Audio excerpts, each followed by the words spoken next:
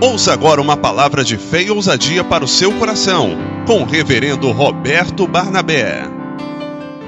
E a palavra do Senhor é essa, que a tentação não vem maior do que a gente possa suportar, meu irmão, tá? Deus conhece teu coração, a tua alma, e nós te amamos, Jesus, muito mais, que você é um homem de Deus. Evangelho de Lucas, capítulo 9, a partir do versículo 57, irmãos, amém? Louvo a Deus também pela vida do Miguel, chegou a tempo, direto do trabalho, Deus abençoe, Miguel. E aconteceu que indo eles pelo caminho, lhe disse Senhor, seguir-te-ei para onde quer que fores. E disse-lhe Jesus, as raposas têm covis e as aves do céu ninhos, mas o Filho do Homem não tem onde reclinar a cabeça. E disse a outro, segue-me. Mas ele respondeu, Senhor, deixa que primeiro eu vá enterrar meu pai. Mas Jesus lhe observou, deixa os mortos o enterrar os seus mortos. Porém, tu vai e anuncia o reino de Deus. Diz também outro, Senhor, eu te seguirei, mas deixa-me despedir primeiro dos que estão em minha casa. E Jesus lhe disse, ninguém que lança mão do arado e olha para trás é apto para o reino de Deus. Amém. Você pode se assentar. Queridos irmãos, esse capítulo de Lucas tem várias narrativas em relação ao reino de Deus, na preparação daquilo que nós temos que fazer. O reino de Deus já está estabelecido. É cumprir a vontade de Deus, é entender que para realizá-lo, você vai ter que crucificar a sua vontade, vai ter que colocar de lado o seu desejo e assumir o plano de Deus, a vontade de Deus. E a gente vê dentro dessa visão, Jesus chamando a atenção a respeito do serviço do reino de Deus. Jesus fala bem claramente que o serviço do reino de Deus deve ser algo prioritário nas nossas vidas. O serviço do reino de Deus deve estar em primeiro lugar em nossas vidas. Deve ocupar compromisso, deve ocupar nossos pensamentos, deve ocupar nossa força, nossa energia. O serviço do reino de Deus deve ser tomado por toda a nossa existência. E Jesus aqui, ele responde a uma pessoa que se aproxima dele, querendo servi-lo, mas de acordo com a sua condição de vida. E Jesus fala, olha, se você quiser me seguir, você tem que fazer o seguinte, você vai ter que crucificar o seu desejo. Aquele homem, quando disse, Senhor, eu vou te seguir, deixa primeiro sepultar meu pai, porque era um costume dos judeus, em que o filho ficava preocupado o dia em que fosse semear a vida do pai, em que fosse colocar o pai no túmulo. Então, ele tinha um desejo muito grande de servir a Deus, mas no fundo ele não tinha compromisso nenhum, porque qual seria o ano ou o dia que seu pai iria morrer? Ele falou, não, Senhor, eu vou te seguir, mas deixa primeiro, se findar a existência do meu pai, logo que ele passar dessa vida, eu não vou ter compromisso nenhum, aí sim eu vou poder te servir. E Jesus respondeu automaticamente em relação a essa questão das obsessões, das coisas dessa vida que ocupam um lugar que é o lugar de excelência da vontade de Deus. Eu vou te falar uma coisa, meu irmão, minha irmã, as pessoas que nos ouvem através da rádio, as pessoas que nos ouvem pelo WhatsApp, vou dizer francamente, se você tem um ministério e esse ministério não requer sacrifício para você, isso não é ministério. Isso não é servir o reino de Deus. Isso não é algo que agrada a Deus. Todo ministério que é colocado nas mãos do Senhor sempre requer um sacrifício, sempre requer renúncia, sempre requer um custo.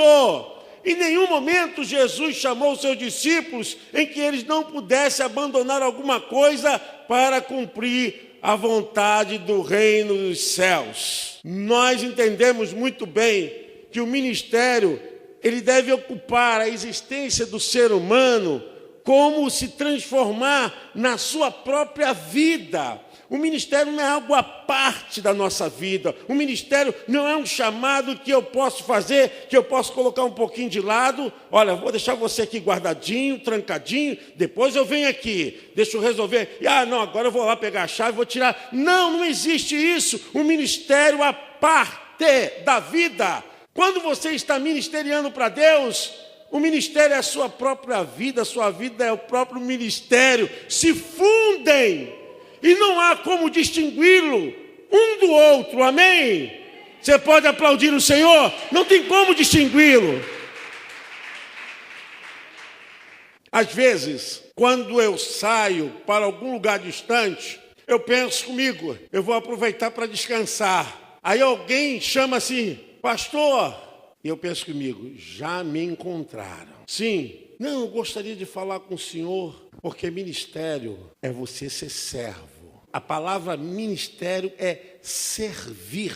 E o servo não é maior do que o seu Senhor. Infelizmente, a igreja se perdeu, se atropelou. A gente tem vivido um evangelho tão desbotado, um evangelho tão fraco, sem compromisso, sem paixão, sem renúncia, sem amor. Um evangelho que tem uma visão triunfalista, um evangelho onde Deus é utilitário. Senhor, o que pode me dar hoje? Senhor, eu vou na tua casa, eu quero uma coisa. Deus, agora uma divindade utilitária.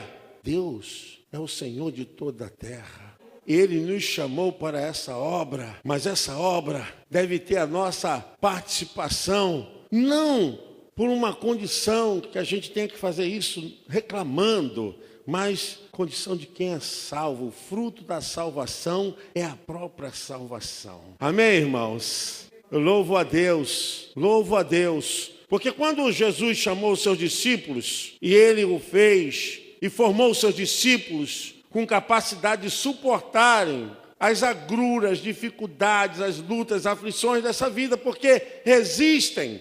O evangelho não está dimensionado às conquistas desse mundo. As conquistas desse mundo você tem que ter, mas o evangelho não significa isso. O evangelho significa você proclamar o reino dos céus, a salvação, o perdão, o nome escrito no livro da vida, a promessa, a herança maior, a riqueza que a ferrugem nem o ladrão pode corromper. Irmãos, quando Jesus dá a resposta a esse homem, relacionando que ele mesmo não estava aqui para acumular bens. Olha, o versículo de número 58 diz isso muito claro, do capítulo 9 de Lucas.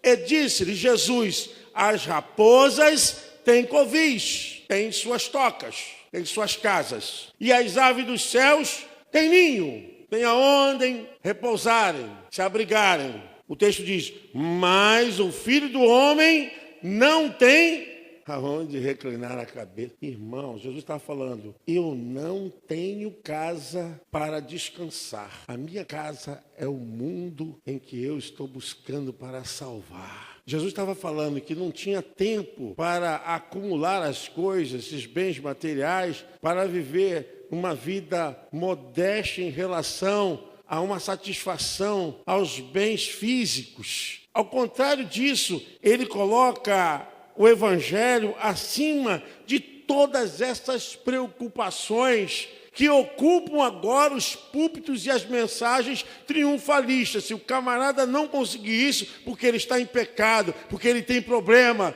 isso é a contramão do evangelho. A pessoa tem que ter, tem que possuir, claro que tem, e tem que ter mesmo, mas a Bíblia não está dizendo que isso é tudo, que isso é o máximo. Isso são as coisas necessárias para o suprimento da nossa vida nesse mundo temporário, nesse mundo terreno. O apóstolo Pedro diz, irmãos, nós estamos aqui, não se esqueçam, como peregrinos de passagem. Nós não estamos aqui para a vida eterna. Esse mundo não é a máxima da vida do cristão, do servo de Deus. Esse mundo não pode recobrir e dar aquilo que nós precisamos. Esse mundo não pode estocar a nossa alma. Só quem pode fazer isso é o grande Eu Sou, o grande El Shaddai, o Deus Todo-Poderoso. Amém?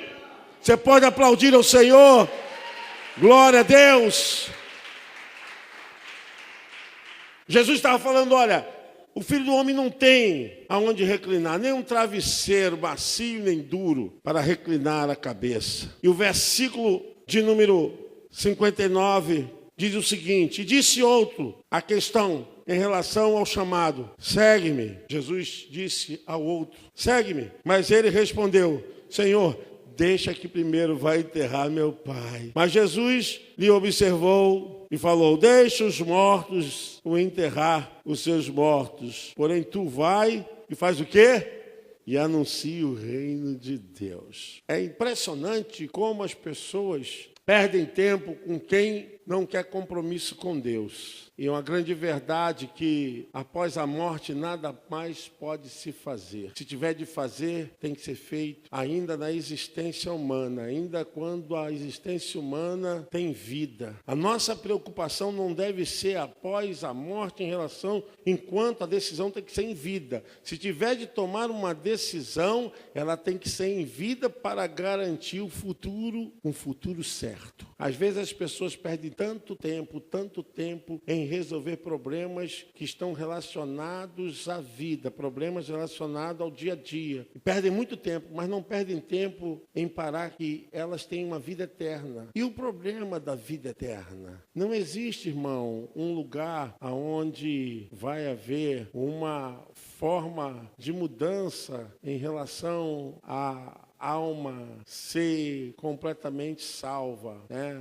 Não existe oração que possa salvar ninguém após a morte. Não existe nenhum outro tipo de liturgia católica, apostólica, romana que possa livrar a pessoa que depois já saiu dessa vida. A única coisa que pode decidir a vida eterna do ser humano é enquanto ele tem vida, enquanto ele existe. Porque a decisão para a salvação é pessoal. Não existe lugar intermediário de apelação. A Bíblia nos fala muito bem sobre isso lá em Hebreus 9, 27, que após a morte segue-se o juízo. Nada mais pode se fazer, nem missa, nem sufrágio, nem choro, nem vela, nada. Nada, irmãos. Jesus mesmo diz que adianta o homem ganhar o mundo inteiro. É aquele camarada que trabalha, que luta, que é honesto, que forja-se de tanta coisa para poder viver uma vida boa, mas ele pensou em tudo enquanto em relação a essa vida. Mas e após a morte? E após a morte? E aqui que vem uma questão muito relacionada a nós hoje. O que diz o versículo de número 61 é o que justamente ocupa o lugar de muitas pessoas. Disse também o outro, Senhor, eu te seguirei,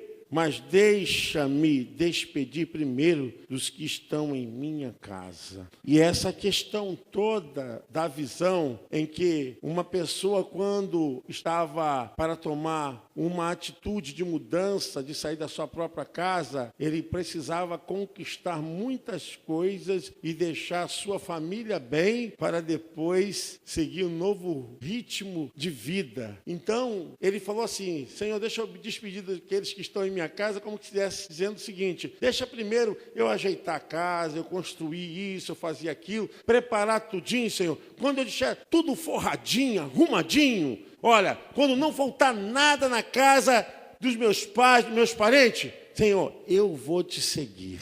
Aí Jesus disse para ele, olha, aquele que tem posto a mão no arado não pode olhar para trás. Hoje, nós já temos uma tecnologia avançada para a agricultura, para afofar a terra, para trabalhar a terra, que são os tratores. Os tratores passam e conseguem levantar a terra e trabalhar a terra para poder, então, fazer a cava da terra e jogar a semente. Mas naquele tempo não tinha essa tecnologia, ao contrário, era uma aparelhamento dos bois e colocado um jugo de um boi para o outro, e no meio desse jugo vinha um arado. O arado era uma peça de madeira e tinha uma ponta que ia para o chão, e nessa madeira, na ponta que ficava no chão, tinha um metal, que era como uma garra para fender a terra, para ferir a terra. E esse arado tinha um controle.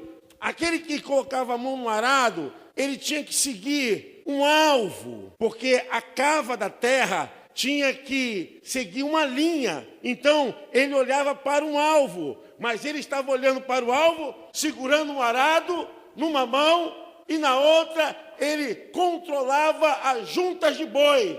Olha, irmãos, é assim, ó, olhando para frente, segurando o arado e tocando. Olha, imagine vocês quão difícil era, porque a terra molhada, depois que o sol chegava, ela ficava dura como uma pedra. Ela era molhada, o sol vinha, aquilo ficava rochoso. E o arado era algo frágil, O que fazia a cava era aquela ponta, aquela unha de ferro que ficava no chão. Mas o chão encontrava muitos obstáculos, como raízes, pedras e tantos obstáculos que tinham no chão, que aquele que estava segurando um arado tinha que sentir para não deixar o arado quebrar. Porque se o arado quebrasse, seria um atraso para a semeadura. E ele precisava arar a terra do jeito que ela estava, dura, petrificada, olhando para o alvo, segurando o arado com uma mão, a outra mão tocando a junta de bois,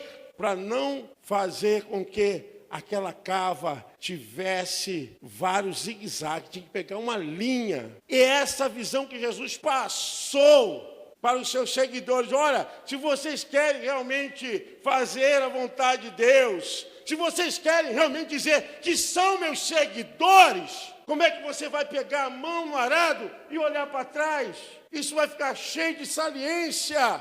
Essa cava vai ter todas as linhas que sinuam que você não fez com cuidado. É isso mesmo que tem acontecido. As pessoas querem servir a Deus, mas ainda querem ficar olhando para o passado. Ainda querem estar presas às coisas que estão lá atrás, na vida, aos problemas. Olha, irmãos, eu vou dizer para vocês, eu estou aqui nessa casa, pregando, falando para vocês, mas o que está lá na minha casa, está nas mãos de Deus, e eu não me preocupo, sabe por quê? Porque Deus está no controle. Como é que eu vou ficar fazendo a obra de Deus e preocupado com uma coisa aqui, uma coisa acolá? Como é que vai sair essa minha obra para uma grande colheita? Olha, se a terra não é a própria ministeriação que a gente faz, porque não é fácil servir a Deus e a gente encontra tantos problemas para pregar, para evangelizar, para trazer uma pessoa para a casa de Deus. A gente encontra tantas dificuldades para fazer um discípulo. A gente encontra tanta dificuldade onde as pessoas estão com o coração amargurado, feridos, e você está ali acompanhando, orando, jejuando, visitando, mandando mensagem. Meu irmão, fique firme, é toda hora. Pega no arado e olha para frente. Se você não pegar no arado e não olhar para frente, meu irmão, para o alvo, sabe o que vai acontecer? Você toda hora vai ter um arado quebrado. Por isso que a Bíblia fala lá em Hebreus capítulo 12. A Bíblia diz que nós devemos olhar firmemente para Jesus, o autor e consumador. Você pode aplaudir o Senhor? Aleluia! Olhando firmemente para Jesus, o autor e consumador da nossa fé. Pega no arado. O que é o arado? É o teu ministério. O que é o chão duro? Aquilo que você vai ministeriar. São as vidas, são problemas, são lutas, são dificuldades. E aí você pegou: Senhor, eu quero te servir porque eu quero entrar no teu reino. Mas você está preso olhando para trás. A tua obra com a mão no arado vai definir o ministério da colheita que Deus colocou em suas mãos. Da maneira como você trabalha o teu arado, vai ser justamente a identificação do tipo de colheita que você vai ter na tua vida, no teu ministério, no teu chamado, na tua casa. Porque, irmãos, quando a gente perde unção do Espírito Santo dentro de casa, as pessoas nos humilham. As pessoas, elas não acreditam em nós. O que nós mais vemos é isso, é crentes humilhados. Humilhados, sabe por quê? Porque não assumem compromisso, não assumem chamado. E a perspectiva também até que põe em xeque, muitas vezes, se as pessoas vão querer servir a Deus, serem salvas, porque estão vendo tanto mau testemunhos com a obra de Deus. Por isso que Jesus falou para aquele homem, ele queria primeiro arrumar tudo na sua casa, preparar tudo, e depois falou, ó, depois que eu fizer tudo isso, Senhor, eu vou fazer a tua obra. Jesus falou, olha, não é assim não, porque aquele que tem posto a mão no arado, não tem mais como olhar para trás. Na hora que você colocou a mão no arado, a junta de bois estão na frente para puxar, meu irmão, não tem como você, você vai ser salvo, você vai salvar, vai ser com luta, vai ser com dificuldade, vai ser meia dura, não vai ser fácil não, e nunca foi fácil, irmãos. Nunca foi fácil. Você pensa que é fácil você recobrir uma pessoa em oração, você está visitando, você está cuidando da tua salvação, você está orando por você, está cuidando da tua alma, pedindo ao Senhor para que realmente intervenha, para que te livre de todo o pecado. Não é fácil. Não é fácil. A Bíblia realmente nos revela, Paulo falando aos Filipenses, capítulo 3, ele diz, olha, não que eu tenha alcançado, mas eu prossigo para o alvo da minha soberana vocação em Cristo Jesus, meu Senhor. Amém? Você pode aplaudir o Senhor?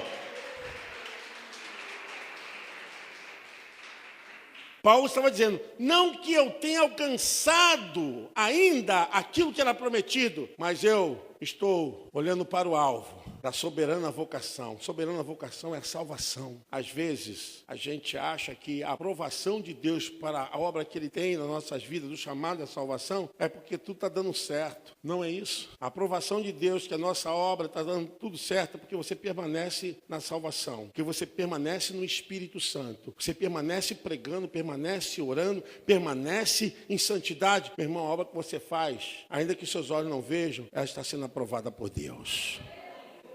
A gente quer ter uma ideia da nossa obra comparada, equiparada com a gestão das empresas. Olha, não é isso. Se o próprio Senhor Jesus Cristo falou, dizendo, olha, mais vale uma alma salva do que o mundo inteiro no Maracanã perdido, o mundo inteiro numa boate perdida, assistindo os melhores shows no Rock in Rio, multidão de gente lá.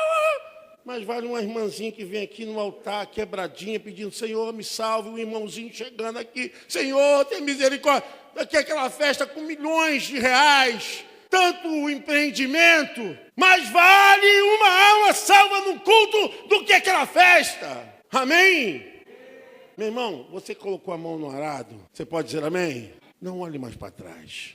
Não olhe mais para trás. E nunca venha me dizer que você está deixando por causa das dificuldades. Se tem dificuldades é porque tem a aprovação de Deus. Eu falava com o irmão ali justamente isso. Porque não veio tentação que não fosse humana, mas Deus é fiel, que não nos deixará ser provados além das nossas forças. 1 Coríntios 10, verso 11 e 12.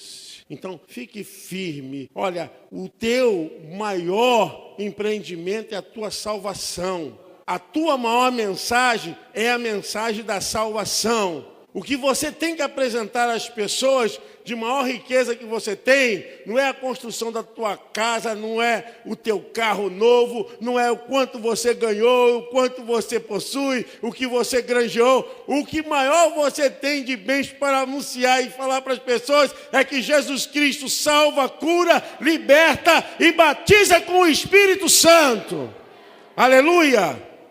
Meu irmão, fique firme nesse evangelho, fique firme nessa fé, porque os verdadeiros santos do Senhor são aqueles que não se dobraram a Baal, que amaram mais a Deus do que o mundo, que amaram mais a palavra de Deus do que as delícias do pecado. Os verdadeiros santos são aqueles que negaram a si mesmos, que abraçaram com amor, com vontade, em ser verdadeiros discípulos de Jesus. Porque uma coisa é diferente, o discípulo, ele é diferente. O discípulo quer ser igual ao seu mestre.